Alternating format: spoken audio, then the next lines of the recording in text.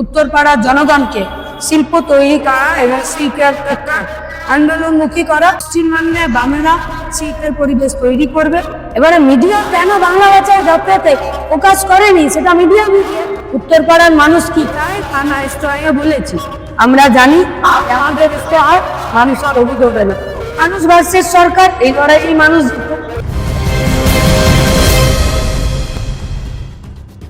রাজনীতি কি শুধু ক্ষমতার পার্টি গণিত, নাকি রাজনীতি হলো মানুষের হারানো অধিকার বুঝে নেওয়ার এক দীর্ঘ লড়াই? 2026-এর বিধানসভা নির্বাচনে বাংলা যখন এক কঠিন মোড়ে দাঁড়িয়ে, তখন হুগলির উত্তরপাড়া আজ সারা রাজ্যের নজর কেড়েছে। কারণ এখানে আজ লড়াইটা শুধু জেতা হারার নয়, লড়াইটা অস্তিত্ব রক্ষার। শীততাপ নিয়ন্ত্রিত ঘরের আরাম ছেড়ে রাজনীতির গ্ল্যামারকে তুড়ি মেরে উড়িয়ে দিয়ে যিনি রোদ ঝড় জল মাথায় নিয়ে গত কয়েক বছর ধরে বাংলার মাটিকে চিনেছেন, আজ তিনি উত্তরপাড়ার প্রার্থী।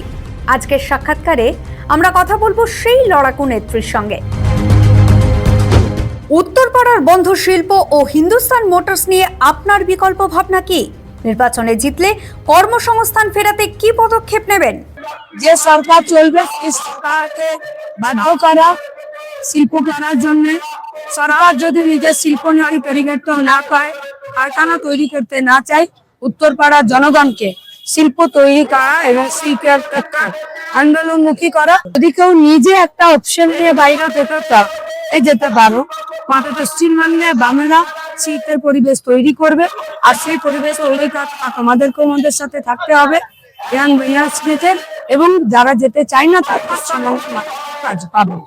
আর বামেরা টাকা শুধু মুখে বলেন, বিভিন্ন সময় সরকারের দশক থেকে দিনের সাথে লড়ে এলাকার আইন তৈরি করে যারা কারখানা তৈরি করতে চায় তাদেরকে বিভিন্ন ইনসেনটিভ দিয়ে, বিভিন্ন ট্যাক্সে ছাড় দিয়ে, সরকারি ভাবে সাহায্য করে কারখানা যাতে তারা তৈরি করতে পারে তার ব্যবস্থা হয়। বাংলা বাঁচাও যাত্রা বা বামপন্থীদের বড় আন্দোলনগুলোতে মিডিয়ার অনীহা নিয়ে আপনার প্রতিক্রিয়া কি? এবারে মিডিয়া কেন বাংলা ভাষায় যাত্রাতে প্রকাশ করেনি সেটা মিডিয়া কোন নেতা পাঁচিল ধরে যাতা ছবি তার ছবি তোলে। আর গোটা পশ্চিমবঙ্গের মানুষ বাংলা ভাষাটা এটাই দিনের পর দিন রাস্তায় হাঁটছে, তখন তোমরা ছবি তুলতে আসতে পারো না, সেটা তোমরা বোঝো, কেন তোমরা আসো না? জ্যোতি বুদ্ধ পরবর্তী যুগে আপনি কি বামেদের প্রধান মুখ? সাধারণ মানুষের এই প্রত্যাশাকে কিভাবে দেখছেন?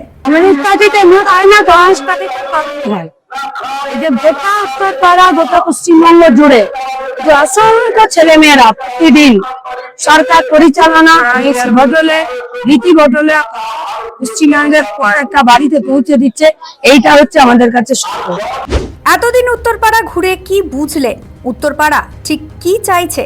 শুধু আমি ঘুরিনি, আমাদের গোটা পার্টি কর্মীরা, সাধারণ মানুষরা উত্তরপাড়ার অনুপ্রাণিতেই থাকে। উত্তরপাড়ার মানুষ কি চায় থানা স্টয়ে বলেছি। উত্তরপাড়ার মানুষ কি চায় সরকার এবং বিরোধী দল একবার জানে না। আমরা জানি আমাদের আর মানুষ আর অভিযোগ হবে না। তৃণমূল না বিজেপি, উত্তরপাড়ায় লড়াই কার সাথে? মানুষ ভার্সেস সরকার, এই লড়াই মানুষ। যে দাবিগুলোর কথা এতক্ষণ নাইতে বলে, এটা ভোট এসছি বলে বলছি না, এটাই তো মানুষের দাবি, আজকার দাবি। সেই দাবি চিনিয়ে আনার জন্য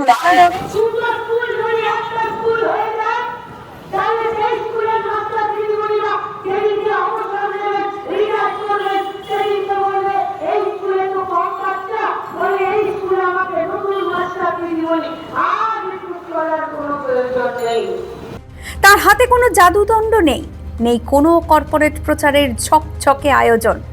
আছে শুধু একজোড়া আত্মবিশ্বাসী চোখ আর মানুষের ওপর অগাধ ভরসা। এতক্ষণ তো প্রার্থীর কথা শুনলেন, চলুন এবার দেখে নি কি বলছে উত্তরপাড়ার মানুষ। শুনে নি 3 প্রজন্মের কথা।